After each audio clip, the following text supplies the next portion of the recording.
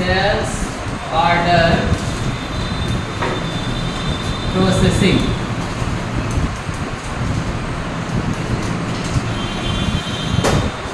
इससे पहले आप लोग परचेज ऑर्डर प्रोसेसिंग पढ़ चुके थे और परचेज ऑर्डर प्रोसेसिंग में बताया गया था कि जब भी कोई बड़ी कंपनी है जहाँ से कुछ भी आप कुछ प्रोडक्ट मंगाते हैं तो पहले ऑर्डर का कार्य होता है, उसके बाद में आपके पास प्रोडक्ट आता है और उसके बाद बिल वगैरह रिसीव होती है, फिर आप उसे पैसा वगैरह जो बनता है वो पेमेंट करते थे। ऐसे आपका दूसरा कॉन्सेप्ट है सेल्स ऑर्डर प्रोसेसिंग। अगर आपकी कंपनी सेल करती है प्रोडक्ट तो उसमें भी वैसी कॉन्सेप्ट होता है। पहले आप क्या करते हैं, एक ऑर्डर का कॉन्सेप्ट फॉलो करते हैं, उसके बाद प्रोडक्ट वगैरह डिलीवर करते हैं। उसके बाद अगर आप इनवाइस भी भेज सकते हैं, इनवाइस नहीं भेजे तो आप चालान में वस्तु भेजते हैं और बाद में वापस भी कुछ आता है और जितना बचा उसका बाद में पैसा आप ले लेते हैं।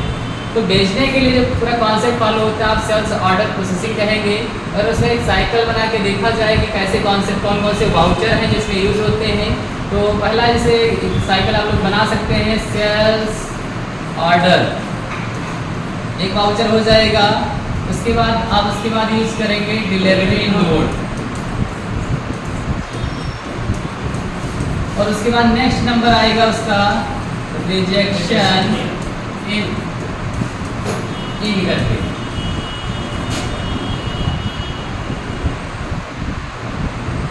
और उसके बाद फिर कॉन्सेप्ट आएगा किसका, सेल्स का। और उसके बाद भी अगर कोई वापस आता है तो एक क्रेडिट नोट वाउचर है और जितना उसका पैसा बनेगा वो क्या कर लेंगे, आप रिसीव कर लेंगे। तो ये पूरा कॉन्सेप्ट है, अगर इसका थोड़ा साइकिल बना के समझा जाए।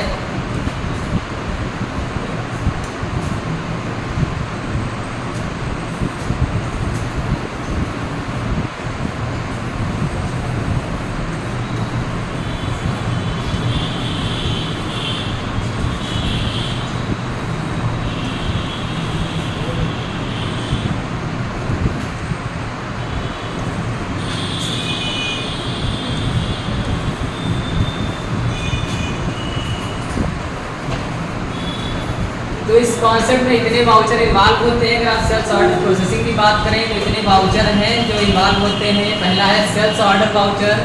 तो सेल्स ऑर्डर वाउचर जो है एक कैटेगरी का है। कौन से कैटेगरी का है, ऑर्डर वाउचर का। आपको बताया गया था कि इतने वाउचर हैं, उनको 3-4 कैटेगरी में बांट दिया गया था। ऑर्डर वाउचर की कैटेगरी है, उसके बाद इन्वेंट्री वाउचर की कैटेगरी है, उसके बाद अकाउंटिंग वाउचर की।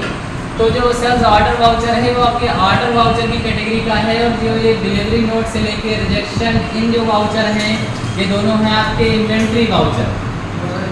इन्वेंट्री वाउचर ये बताया गया था कि जो ऑर्डर वाउचर है उनका काम सिर्फ ऑर्डर तक सीमित रहता है, उनका इफेक्ट ना है ना तो अकाउंटिंग पे पड़ता है ना इन्वेंट्री की रिपोर्ट पे पड़ता है। लेकिन जो इन्वेंट्री वाउचर है इनको आप प्योर इन्वेंट्री वाउचर भी कहते थे। प्योर इन्वेंट्री वाउचर मतलब बताया गया था ऐसे वाउचर जिन पे अगर आप कोई सौदा लिखें तो सिर्फ आपके इन्वेंट्री को प्रभावित करे, आपके स्टॉक को ही अपडेट करे, आपके अकाउंट में कोई बैलेंस चेंज ना करे। ऐसा क्यों ऐसा किया जाता है, बताया गया था चालान एक वर्ड बताया गया था, मतलब कच्ची रसीद कह सकते हैं। जब आप चालान पे वस्तु भेजते हैं या मंगाते हैं तो वहाँ पे आपको सेल या परचेज की बिल नहीं करना काटना रहता है। आप उसे आप भेज रहे हैं अगर चालान पे वस्तु तो आप डिलीवरी नोट से प्रोडक्ट भेजेंगे। और उसके बाद अगर कुछ वापस किया गया कस्टमर के द्वारा, कुछ खराबी निकली, टूटा फूटा कुछ निकला तो वो कस्टमर अगर आपका जिसको आपने डिलीवर किया था वो वापस कर रहा है तो आप किस वाउचर से ले लेंगे, रिजेक्शन इन से आप जो प्रोडक्ट रिजेक्ट करके वापस किया गया है उसे आप रिसीव कर लेंगे। बाद में आप उसकी बिल निकालेंगे, इनवाइस निकालेंगे। तो सेल्स वाउचर से आप क्या करेंगे, इनवाइस क्रिएट करेंगे, बिल निकालेंगे।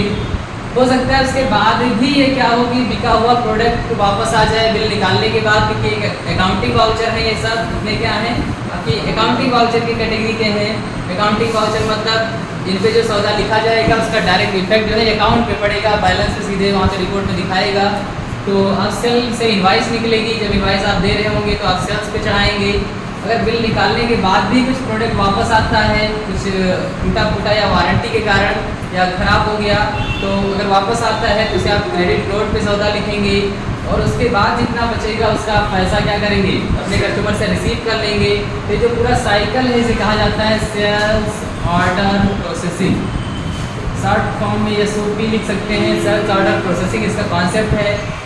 ये सारे वाउचर जो है एक एक करके ये भी फॉलो हो सकते हैं। अगर आप कहीं बड़ी कंपनी में जाएंगे तो पहले आप कस्टमर को क्या करेंगे, ऑर्डर प्लेस करेंगे और उसके बाद क्या करेंगे, प्रोडक्ट वगैरह डिलीवर करेंगे। और चालान पे अगर भेज दिए तो आप डिलीवरी नोट का वाउचर का यूज करके सौदा लिखेंगे। अदरवाइज अगर आप सेल्स ऑर्डर के बाद सीधे प्रोडक्ट भेज देते हैं, इनवाइस निकाल देते हैं, तो आप सेल्स ऑर्डर के बाद सीधे आप सेल की इनवाइस भी निकाल सकते हैं, सीधे सेल का सौदा लिख देंगे। लेकिन जब चालान पे वस्तु जाएगी तो वहाँ पे डिलीवरी नोट पे लिखा जाएगा।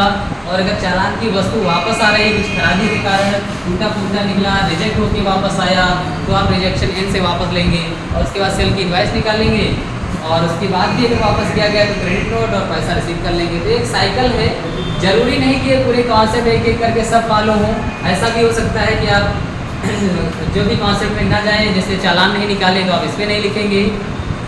अगर बेचने के बाद कुछ ख़राब नहीं निकला, टूटा फूटा नहीं निकला या वापस नहीं आया तो ये भी नहीं लिखेंगे। आप वैसे भी कर सकते हैं, सीधे ऑर्डर का काम हो, आप सीधे सेल की बिल निकाल दें, उसके बाद पैसा सीधे रिसीव कर लें। तो एक साइकिल है, जिसे आप ऑर्डर प्रोसेसिंग के अंतर्गत रखेंगे। एक बड़ी कंपनी में जब भी आपको स्टॉक वगैरह भेजना होगा तो सारे कॉन्सेप्ट आप फॉलो करेंगे।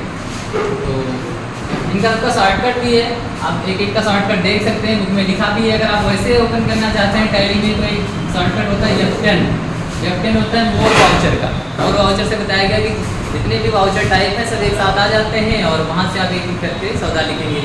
इसे एक एग्जाम्पल ले सकते हैं, ये आपको सबको समझ में आ गया कॉन्सेप्ट साइकिल। तो अगर आप थोड़ा इसको ऊपर कर